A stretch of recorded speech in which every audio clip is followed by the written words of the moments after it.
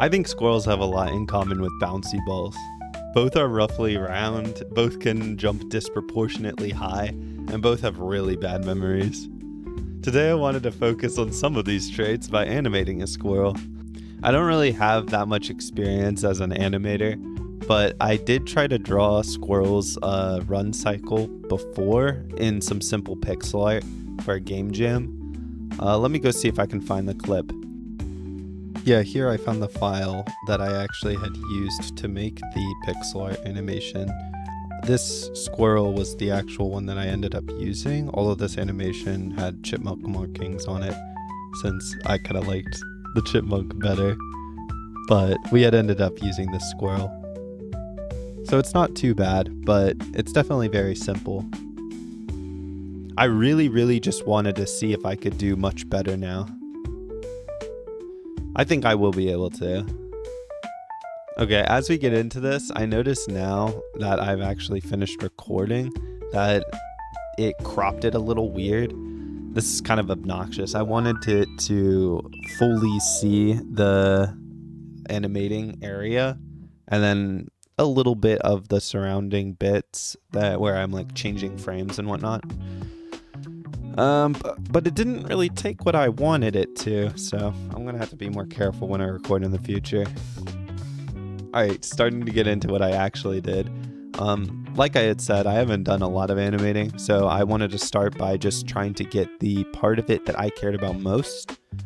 And this is actually what inspired me to do this in the first place.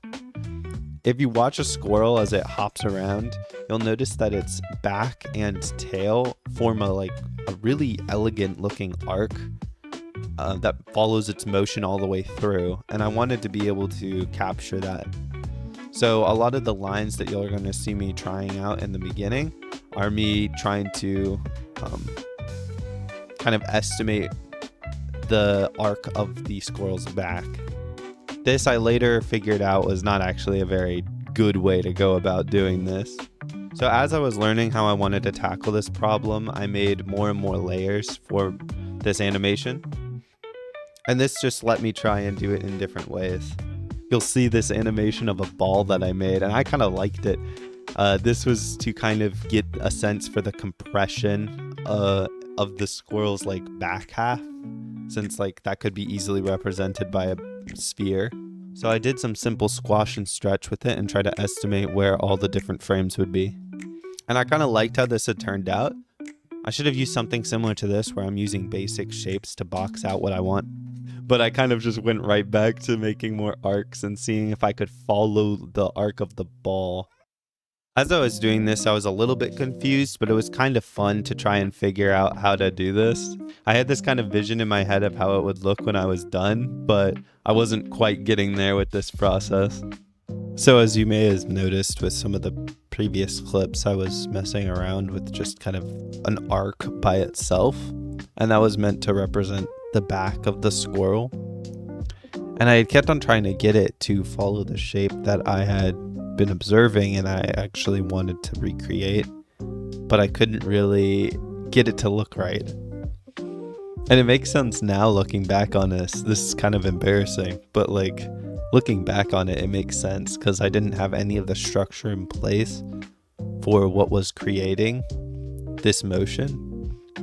I was just kind of trying to recreate something without would have made it happen in the first place. And so I would have gotten to it a little bit sooner and maybe a little bit easier if I had just tried to make the basic shapes of the squirrel from the get-go. And that's what you'll see me end up doing. I put a ball right next to another ball, and just those two simple shapes by themselves helped me out tremendously.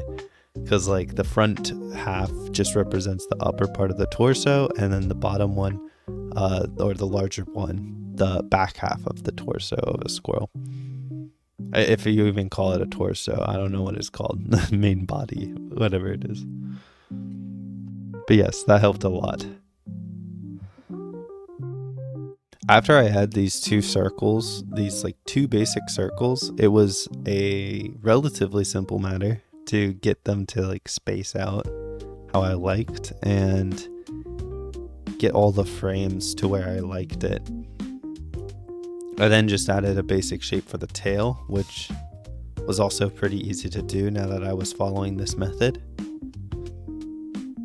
And then I just really quickly added on like the additional drawing of the actual squirrel itself. This last part actually was, surprisingly, I didn't care much about it at all, to be honest. I wasn't too worried about making the squirrel itself look good or anything like that, since I kind of liked how the base animation looked of the base shapes. I had basically already succeeded at least to 70% of what I had wanted to achieve. So I didn't really take a lot of effort in this step, but it was still pretty fun. Yeah, animation in general is just really cool because, like, even if the drawings themselves aren't that great, the very fact that it moves automatically makes them look so much more natural and so much more appealing, at least to me. It's really interesting. But yes, overall, I'd say that I didn't quite succeed in what I set out to do. Like, it doesn't look as good as I had pictured in my head, but that kind of makes sense. I mean, I haven't done this that many times, and I still kind of like it. It still looks kind of good, in my own humble opinion. But anyway, that was just about it. I hope you enjoyed. Catch you next time. Peace.